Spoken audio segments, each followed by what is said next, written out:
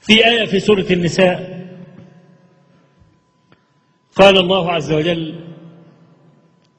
ومن يهاجر في سبيل الله يجد في الأرض مراغما كثيرا وسعة ومن يخرج من بيته مهاجرا إلى الله ورسوله ثم يدركه الموت فقد وقع أجره على الله.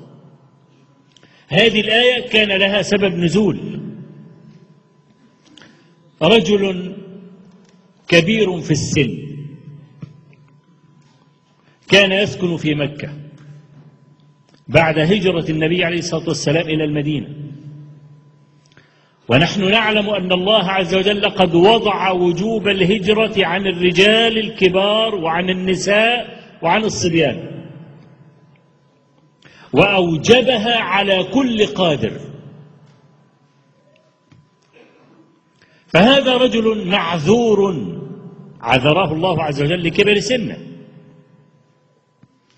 لكنه لم يتحمل برودة الكفر في مكة، وبيتخيل الصحابة وكيف يصلون خلف النبي عليه الصلاة والسلام وكيف يصافحون وجهه كل يوم.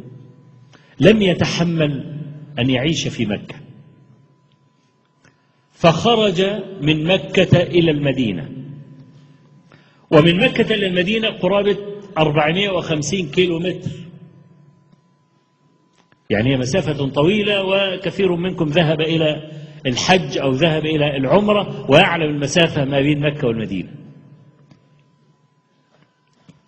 وبينما هذا الرجل يسير في الطريق بعدما قطع مرحلة منه إذ أدركته الوفاة، سيموت، وشعر بدنو منيته وأنه سيموت. فماذا فعل هذا الرجل؟ ضرب كفا بكف. لم يضرب كفا بكف ندما على ما فعل كما نفعل نحن مثلا إذا لم يعجبنا شيء نعمل كف بكف يعني ضاعت راحت، لا،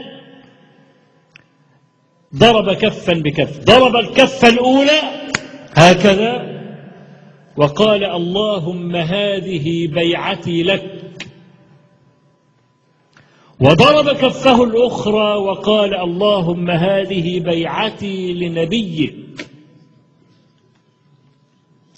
فنزلت الآية: ومن يهاجر في سبيل الله يجد في الأرض مراغما كثيرا وسعة ومن يخرج من بيته مهاجرا إلى الله ورسوله ثم يدركه الموت فقد وقع أجره على الله.